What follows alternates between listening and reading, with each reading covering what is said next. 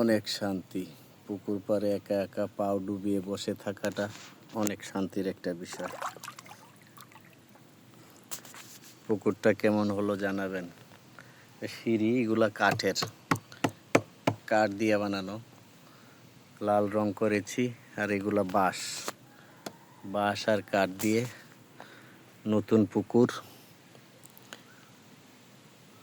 পাশে নারকেল গাছ দিছি, সুপারি গাছ দিছি। 1 বছর লাগবে সুন্দর হইতে। বাঁশ গাছ আছে।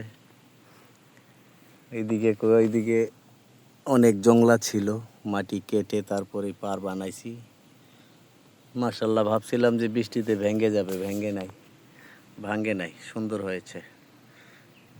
আপনারা চাইলে এইভাবে বানাইতে পারেন।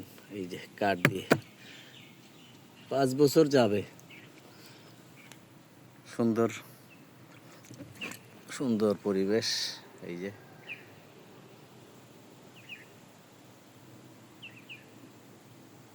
এটা 3 কোণা হয়েছে, মানে জমির কারণে।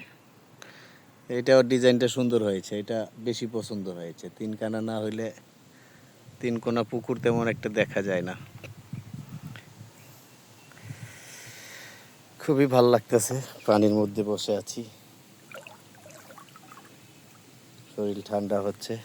একা একা, কোনো গাড়ির শব্দ নাই, কিচ্ছু নাই। 2-1টা পাখির শব্দ আছে। প্রচুর গরম, মাথায় গরম, পায়ের নিচে পানি। খুব সুন্দর, মাশাআল্লাহ। আমার খুব পছন্দ হয়েছে। যাদের করে দিয়েছি তাদেরও পছন্দ হয়েছে।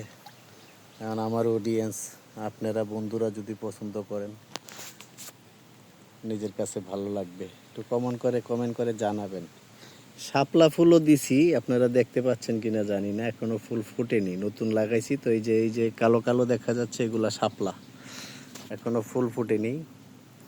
ফুল ফুটলে ভালো লাগবে। আরও মাসখানিক লাগবে ফুল ফুটতে। ভালো থাকবেন সবাই। আসসালামু আলাইকুম।